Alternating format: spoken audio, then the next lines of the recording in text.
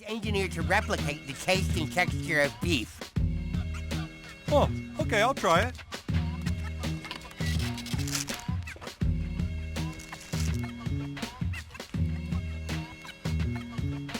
Hey, this tastes like shit.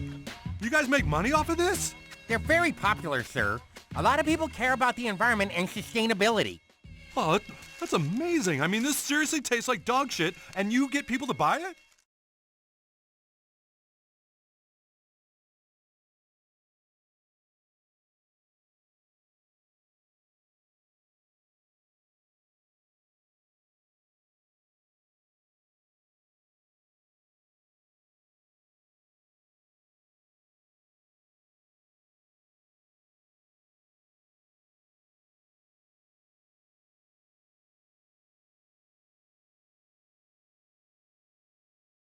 What is this? Okay.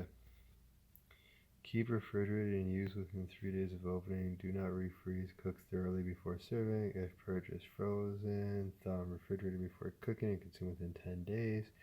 Preheat grill or non-stick pan to medium-high heat and cook for about 4 minutes per side.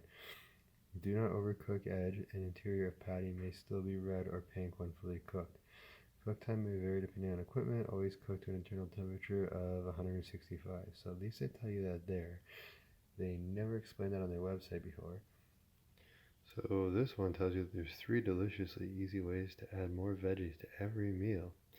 We have a breakfast for toaster medium-high. Lunch at medium-high, 2 minutes aside on the stovetop. Or dinner on a grill, 5 to 7 minutes on each side at 500 degrees Fahrenheit. But no internal temperature cookings. So the Very Good Butcher's guys look like to me that they have probably the most friendly or greenest packaging possible, and the most efficient. So that part's good. Their cooking instructions also state here that it is pre-cooked and can be eaten as is, which you would hope from beans and something that's just plants. It does say to baste it first, and so that's what we're going to be doing anyway with the other burgers. So we are going to cook this exactly like the other burgers too. But it says nothing about a temperature. However, it does say it's pre-cooked, so I guess it's not as important on this one. I just want it to be warm. Looking through this, it does say that there is liquid smoke, but it does not tell us what type of liquid smoke or if it's real liquid smoke or not. But there's sugar in it. So the Very Good Burger has the same information as the Very Good Smokin Burger, so we will apply to that. It definitely looks like there is a lot more stuff in this though. Still has liquid smoke too. So Metzger is known for processing meats and having pretty good quality food. To be fair to the experiment, we bought prepackaged beef burgers instead of making them myself as well, so that way we can actually really go against them. These are also slightly larger than the other ones. They're 6 ounces, but as you can see here, it's beef, water, and a whole bunch of other stuff, including corn syrup and things that I would never put into a burger. But it's also pre-seasoned, and it is store-bought, just like any of the other stuff we're going to be testing with. So we're making it fair to the experiment. Okay, so we're not reading ingredients here. We're just going to actually look at these per patties. First of all, one burger here, 270 calories, and that's just the Very Good regular burger. The Smokin Very Good Burger, 180 calories. So lowest calorie count so far. 230 on this guy. 130 and 270. So this is the cheapest with the most patties. This is the biggest ripoff so far. Why is your stock valued so much? I'm a goo man. And to be fair to the experiment, we are going to be using this dairy-free cheese, which was a little pricey and doesn't actually look that healthy. Okay, so we got some little brioche buns for these burgers to cook with. They're all the exact same. They're going to be treated the same way. We're going to cook all of the burgers the same way. Generally, you want the patty to be a little bit bigger than the bun when it's going to cook, but based off the visual, I don't think it's going to be. So we got to go fire up the grill first because I'm going to want to toast the buns as well on the smoker while the burgers are getting ready. So let's get that stuff started first. Okay, so the grill is on. We are starting to cook and preheat everything. So let's get this warm and then go back inside to look what we're dealing with. Alright, it's starting to smoke, so we should go back and start to get everything ready. So I know a lot of people like toasted buns, but they usually end up getting soggy or they get too dried out and they don't work very well. So what I like to usually do first when I'm going to do it is I sprinkle a little bit of olive oil onto the bun. Then I get it ready to be toasted, and I find that it seems to help protect the bun a little bit, and it stays drier and it works better when it toasts like that. So that's what I'm going to do. We're going to put some olive oil on them, and then they're going to go on the grill to get toasted, and then we're going to get the burgers ready. Okay, so these are all oiled up. It is time to get them out onto the grill sooner than later, or else they're going to get soggy and ruined. So let's start the process on this. We'll go outside, check the grill, put them onto the grill, get it up to temperature, and then we'll start working on the meat.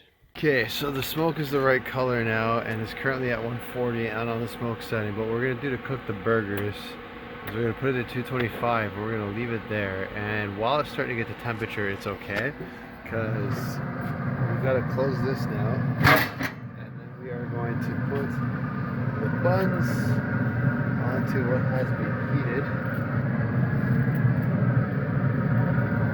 and then let those toast for a bit while we get everything else ready. Once they're toasted, it's okay to leave them out because they're not going to get soggy or stale because of that olive oil. So that's a nice little trick. Alright, there we go. Let's do that.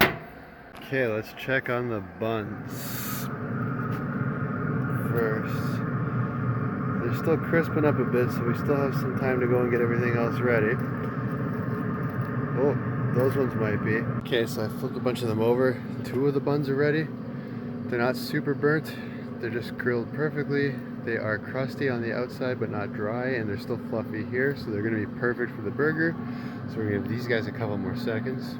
Okay, so I've just checked these and they are done too, so we're going to take them off and put them onto the board and set them back inside for a bit just so they rest. I love the fact that if you're going to have a smoked burger, you have a smoked bun and you grill it right on there. It tastes so much better when everything has that flavor infused to it. So let's get those off and put them back inside. Okay, here we are one last time before we open it. Because these guys are pre-cooked, I'm going to assume that I can make the medium rare, which is what I'm going for this. So we're going to aim these to be about 135 to 140 internally.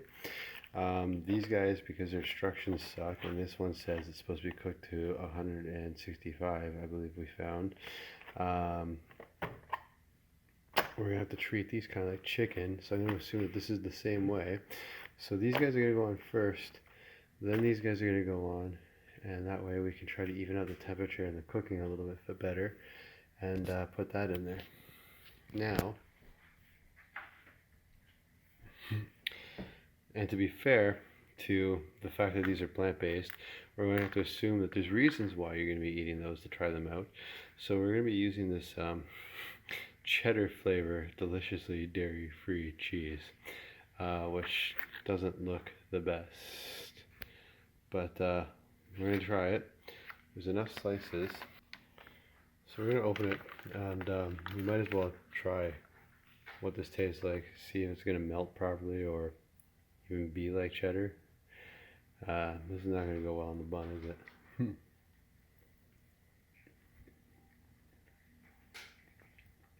Actually, it's not nearly as terrible as I thought, but it is very salty. Wow. But it does kind of taste like cheese. Okay, let's get these out and ready to put onto the grill. It's just, I think it's funny to note right now that I just opened the Beyond Burgers, which were the most expensive for 2 shitty burgers, and it smells like cat food, and the cats are kind of hovering around me because they want this. It definitely smells like canned cat food.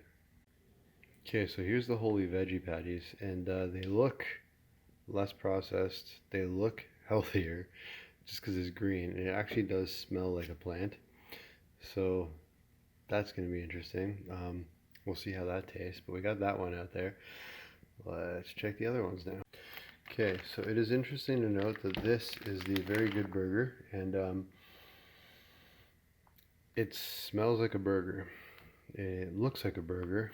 You can tell it has been pre-cooked because it's got the grill marks on it. Oh, not on that side. That is false. But okay, let's get the smoking one out now too. Okay, so the smoking burger from Very Good actually kind of smells like some sort of like ribbit, like, you know, cheap processed fake ribs, which makes sense, I guess, the style they're going for, but it definitely smells so far from the plant-based ones the most delicious looking. And then we'll get the meat one out. Okay, so the Metzger's meat burger smells like a beef burger. It looks like a beef burger. It smells delicious. That I still think is going to win the flavor taste. In terms of where my goals are for calories and health-wise, I think the holy veggie one's going to win, but the Very Good Butcher one smells the best. I think is the best of both worlds. Not the Very Good Burger, but the smoking one is going to be the best option to go with so far. We will see. Actually, these burgers look almost the same size as those buns, but the beef patty is definitely going to shrink more, so these are probably going to fit the best on those buns. Okay, buns are inside. They're going to be rusting. Now all that's left to do is treat these all the same. So we're going to sprinkle them down with a little bit of oil and then put a little bit of salt on them. The most of it, everything else has been pre-seasoned, right? So they should be okay with just a little bit of oil and salt, and they'll cook properly. I don't like to oil up my grates because I think that it drops down and it wastes the oil and it actually causes some fire hazards. So I like to put a little bit on the meat itself and then salt it a bit, and then they go on the grill. So we're going to put on the Beyond Burger and the Holy Veggie first and let those start to cook, and then we'll prep these guys and we will put those onto the grill afterwards. Okay, so these are on the grill. They have been oiled a bit and salted, and I know I made backhanded comments before about how the Beyond Burgers smell like cat food. They also definitely have the consistency of like canned cat food. They were falling apart, they felt gross, they were basically cat food. I am not holding high hopes for this plant-based alternative, nor does it feel or look healthier. It just feels like a terrible processed piece of cat food. Those, the Holy Veggie, they feel nice, they feel compacted, so we'll see how that is. But let's close the lid and get the other ones ready. You see, I am a goo man. What I serve in your school cafeteria is a synthetically modulated plant protein. I've taken over nearly all the fast food restaurants here in town and teamed up with the fine people in your community. This is my new regional manager, HW. It's Rick. Shut up, HW. You see, I'm trying to reach all the school cafeterias, all the stadiums, fast food restaurants, all the places that serve shitty food and serve shitty goo. The goo for these kind of places is made in a factory. It's made in a lab. It's just down-market goo. But I can tell people it's healthy and earth-friendly, and I can send my goo through a network of pipes running all the way to the ocean, so that it can be eaten by people who eat crappy food anyway, from coast to coast. Okay, these are prepped and ready to go, so we will go outside and put them on the grill, and then we'll also have to monitor temperatures afterwards and see what happens. Okay, there they all are. So let's close the lid and start to monitor temperatures, and once they start to get to around, I guess on the Beyond and the Holy, we're going to wait till they get to about 130. We're hoping that the other ones get to about 110 or so, and then we'll open up the sear plate and start to finish the burgers off. Okay, so to not contaminate flavors, I did have to clean the grates, and then I moved the burger positionings around a bit. So there's the smoking ones, there's the Very Good Burger, those are the meat Metzger ones, the Beyond Burger, and then those are the Holy Veggie. So we are still getting the cook going. In a bit, I guess we're going to open the flame and then sear everything up. But yeah, we'll see how it goes. I might not even sear it. I might just keep cooking them at the temperatures they are, because it'll be easier to apply the cheese and stuff afterwards. I don't know. We'll see what we're doing. Let's feel it through. Okay, so we started to label where the burgers are gonna go when we do this taste test. At least on the 2-part here, we're gonna have some neighbors and everybody over to sample all the other burgers afterwards as well. To make sure we maintain the flavor of the burgers, it's gonna be basic. We're gonna have a couple sauces on them. Each piece of the bun is gonna have a sauce. Then we're gonna put the burger on it. There's gonna be that cheese, and that is it. I might throw some crispy onions on them if I feel like making them. I am not sure yet whether or not we're putting it on there.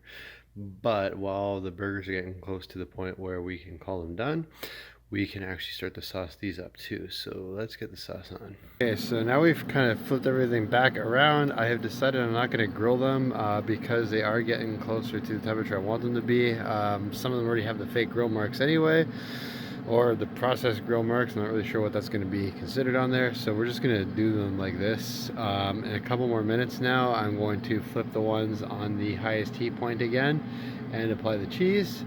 And we're going to get those burgers ready to taste. The other ones are going to get ready to go to samples for the neighbors, and we might pre-package a couple other ones for sending them to other people later, but we're going to get these going and see what happens. Alright, I really don't think they're going to need 2 slices of cheese. We'll see if it melts. We'll see how this goes, but I don't think it's gonna need 2 slices on there. But let's get that as a test and see how it happens. Okay, so the buns are sauced up and ready to go. The burgers have the cheese on them. They are starting to melt. We are getting this all ready. So they are close to being done here. We're in the end game to sample what these things taste like. Okay, let's see what it looks like. Yeah, so they're like at temperature, but this like fake cheese won't melt. Okay, I guess we could start to pull them off and get them ready, but geez. Okay, now is the hour of our discontent. Let's get these things off. They are not gonna melt that cheese. Okay, here they are. The cheese fucked up on that one, but let's get them inside. Okay, here they are. We got the Holy Veggie Burger. We've got the Smokin Very Good Burger. We've got the Beyond Burger. We've got the Very Good Burger. And we've got the Metzger Beef Burger. So I'm going to taste these first with my wife, and I'm going to cut them into quarters because it's a lot of food before we go hand them out to the neighbors and see what they all think. Okay, so from us tasting it, the beef burger wins. The Very Good Smokin Burger came in second. The Very Good Burger came in third. The Holy Veggie Burger came in fourth. And the Beyond Burger came in fifth. Very Good burgers are really good, I think, in terms of value for money and the amount you get and the taste that comes into it and the calorie nutrition profile wise as a whole. Beyond Burger is probably the worst value for anything I've ever bought in my life. The Holy Veggie was actually a pretty decent deal, and the beef burgers are always just it's a beef burger. You can't simulate beef and expect beef to not taste better. I just didn't want my food to change. School cafeteria meat is just processed crap that comes in a box, and this is just processed crap that comes in a box. I don't have a problem with it. All I wanted was to be able to eat the same garbage I always have, and this is definitely garbage. And hey, if it happens to be more ethical and sustainable, well, I guess I'm fine with that too.